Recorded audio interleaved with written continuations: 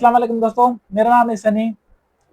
आज की वीडियो में इसराइल और ईरान के हालिया जंग के बारे में बात करेंगे। Moments ago, Israel launched Operation Rising Lion, a targeted military operation to roll तो हालिया जंग के बारे में समझने से पहले ईरान और इसराइल की थोड़ी सी हिस्ट्री जान लेते हैं। 1979 से पहले ईरान और इसराइल आपस में एलाइज थे। रीटा पासी ने अपनी किताब टीचरस अलाइज में इस चीज़ को बड़ी डिटेल से लिखा है कि ईरान वो पहला मुस्लिम मुल्क था जिसने इसराइल को गैर रस्मी तौर पर तस्लीम किया। इसराइल की एजेंसी मोसाद और ईरानी खुफिया एजेंसी सावाक आपस में खुफिया ताल्लुकात भी रखते थे। इसके अलावा ईरान और इसराइल एक खुफिया पाइपलाइन जिसे एलाट एशक्लोन नाम दिया गया था, उस पर भी खुफिया तरीके से काम कर रहे थे, इन्वेस्टमेंट कर रखी थी।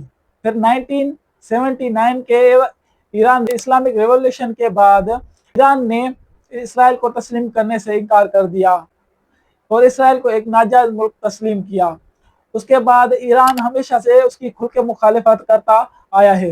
ईरान को खुद के लिए बड़ा खतरा समझता है। What's the greatest threat right now that Israel faces? Iran. You want the three threats? Give me the three threats. Iran, Iran. threat to Israel's very survival. This Israel और अमेरिका ईरान के एक भी programme को बड़ा खतरा समझते हैं। वो कुछ भी करके ईरान का पूरा न्यूक्लियर प्रोग्राम उसको ख़त्म करना चाहते हैं और उसके मिसाइल प्रोग्राम को भी ख़त्म करना चाहते हैं। जबकि ईरान ने हमेशा इस बात को डिनाई किया है कि वो ना एटम बम बनाना चाहता है और ना ही बना रहा है। जबकि अमेरिका की एक टीम हमेशा उसकी विजिट करती रहती है और उन्होंने भी कंफर्म किया है कि ईरान एक न्यूक्लियर बम नहीं बना रहा। लेकिन इसराइल और अमेरिका कुछ भी करके उसका प्रोग्राम बंद करवाना चाहते हैं। इसराइल अपने इस मंसूबे के लिए ईरान के टॉप साइंटिस्ट को हमेशा टारगेट किलिंग करवाता रहा, लेकिन ईरान और इसराइल कभी अपने सामने नहीं आए। प्रॉक्सी या एलाइज के जरिए हमेशा एक दूसरे पर प्रेशर बनाए रखा और एक दूसरे पर हमले जारी रखे। 2024 में इसराइल ने शाम के दारुल हुकूमत पे ईरानी सफारत खाने पर एक हमला किया जिसमें ईरान के 7 टॉप मिलिट्री ऑफिशियल्स शहीद हुए। ये ईरान के लिए एक बड़ा धचका था। ईरान ने इस बार सीधा हमला करने का फैसला किया।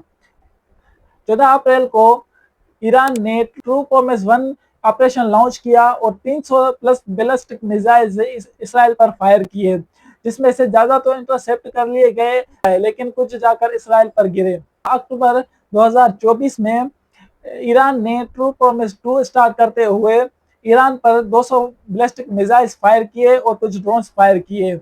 उसमें वाला हमला इस्माइल हानिया जो हमास का लीडर था उसकी और हसन नसरुल्लाह जो हिजबुल्लाह का लीडर था उनकी टारगेट किलिंग के रिस्पांस में ईरान ने हमला किया था। मरतबा ही इसराइल और ईरान आमने सामने थे, लेकिन हालात कंट्रोल में रहे।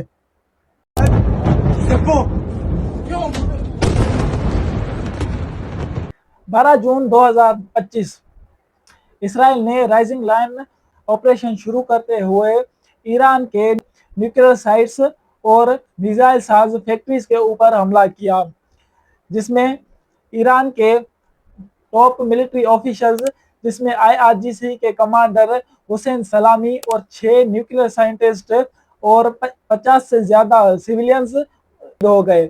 उसके अलावा 320 लोग जख्मी हुए। इसराइली हमले के रेस्पॉन्स में 13 जून 2000 ईरान ने ट्रू प्रॉमिस 3 स्टार्ट करते हुए इसराइल के ऊपर हमला किया। 155 बैलिस्टिक मिसाइल्स और 100 प्लस ड्रोन इसराइल के ऊपर फायर किए। उसमें 3 लोगों की हलाकत हुई और 50 से ज़्यादा जख्मी हुए। ईरानी हमले में मोसाद का हेडक्वार्टर भी डैमेज हुआ। अब तक ईरान और इसराइल 4 वेव्स में एक दूसरे पर हमला कर चुके हैं। जिस वक्त मैं ये वीडियो बना रहा हूँ तब बीच में जंग काफ़ी शदीद हो चुकी है।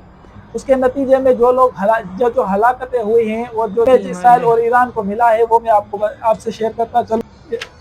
इसराइल की तरफ से जो ईरान पर हमले हुए हैं उनमें 200 ईरानी शहीद हुए हैं और 1200 से ज़्यादा जख्मी हुए हैं। डिफेंस फैक्ट्रीज, गवर्नमेंट बिल्डिंग्स جی فیسلٹیز اور آئل ریفائنریز فیول ڈیپو جو تہران میں ڈیمیج ہوئے ہیں. اس کے علاوہ ایرانی ایرسنل ریفیول ٹینکر جو ایرانی ایئر فورس کے لیے بہت ضروری ہے وہ بھی بہت زیادہ ڈیمیج ہوا ہے. اور جو اسرائیل کا ڈیمیج ہوا ہے وہ بھی میں آپ کو بتاتا چلوں. اور جو اسرائیل کا نقصان ہوا ہے وہ بہت ہی زیادہ ہوا ہے جو اسرائیل کبھی بھی ایکسپیکٹ نہیں کر رہا تھا. ایران پاورفل ریسپانس دے گا کیونکہ ایران کے ٹاپ آفیشلز کی ہلاکتیں ہو چکی ہیں. جو سارے کمانڈرز تھے ان کی ہلاکتیں ہو چکی ہیں لیکن پھر بھی ایران نے بہت ہی زیادہ پاورفل ریسپانس دیا ہے. اسرائیل کے اوپر ایران نے بہت ہی ایڈوانس میزائلز اور سپر سونک میزائلز کے ساتھ اسرائیل پر حملہ کیا ہے جو اسرائیل نے کبھی بھی نہیں سوچا تھا. اس کے اور ایئر کرافٹ گرانے کا بھی دعویٰ کیا ہے. ابھی تاحال وہ تو کنفرم نہیں کیا جا سکتا لیکن کچھ ہی ٹائم میں وہ بھی چیز کنفرم ہو جائے گی کیونکہ F-35 گرے ہیں امریکہ کے. یہ بات چھپے گی نہیں, یہ کچھ ہی ٹائم میں ہم سب کے سامنے آ جائے گی. اب آتے ہیں اسرائیل پر کہ اس کا کیا کیا نقصان ہوا ہے. اسرائیل میں 24 ہلاکتیں ہوئی ہیں, 590 لوگ سخت زخمی ہیں. سویلین انفراسٹرکچر کو بھی نقصان پہنچا ہے. Oil and gas pipelines Haifa میں بھی ڈیمیج ہوئی ہیں اور پاور ڈسٹرپشن کی رپورٹس بھی آ رہی ہیں. امریکہ اور اسرائیل کی یہ کوئی آج کی پلاننگ نہیں ہے. 9/11 کا جب امریکہ پہ حملہ ہوا تھا تو امریکہ میں پینٹاگون میں یہ بات چل رہی تھی کہ کیسے 5 سال میں 7 مسلم ممالک کو تباہ کرنا ہے. جنرل ویزلی کلرک کی ایک ویڈیو ہے جو انہوں نے انٹرویو میں بتایا تھا, یہ سنیں. About 10 days after 9/11, I went through the Pentagon and I saw Secretary Rumsfeld and Deputy Secretary Wolfowitz. I went downstairs just to say hello to some of the people on the joint staff who had used to work for me, and one of the generals called me in. He said, "Sir, you got to come in and talk to me a second." I said, "Well, you're too busy." He said, No.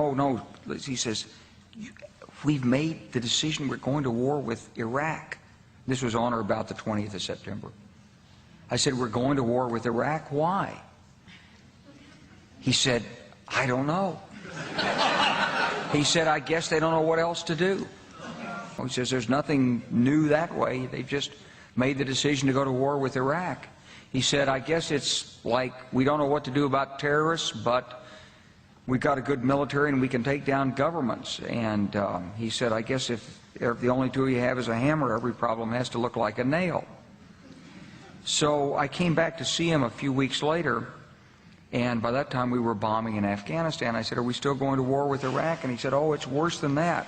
He said, he reached over on his desk, he picked up a piece of paper, and he said, "I just got this down from upstairs," meaning the Secretary of Defense's office today. And he said, "This is a memo that describes how we're going to take out 7 countries in 5 years, starting with Iraq and then Syria, Lebanon, Libya, Somalia, Sudan, and finishing off Iran." تو دوستو آپ نے یہ general ویزلی clerk کی interview سنی کہ وہ کیا کہہ رہے تھے, کیسے انہوں نے یہ پہلے ہی منصوبہ بنایا ہوا تھا کہ کام کرنا ہے 5 سالوں میں. ان کے بعد اب پاکستان کا نمبر ہے کیونکہ سعودی ریاست اور بنجمن نیتن یاہو اپنے انٹرویوز میں بتا چکے ہیں کہ وہ کنٹری کے پاس نیوکلیئر ویپن نہیں دیکھنا چاہتے, اور یہ پاکستانی ایکسپرٹس بھی کئی بار بتا چکے ہیں. اللہ تعالیٰ سارے مسلم امت کو سمجھنے کی توفیق عطا فرمائے اور کہ وہ بیانات سے آگے بڑھ کر سنجیدہ, مضبوط اور متحد سفارتکاری کو اپنائے. اللہ تعالیٰ پاکستان کی حفاظت فرمائے, اللہ تعالیٰ ایران کی بھی حفاظت فرمائے. ملیں گے کسی ایسی انفارمیٹو ویڈیو میں. اللہ حافظ.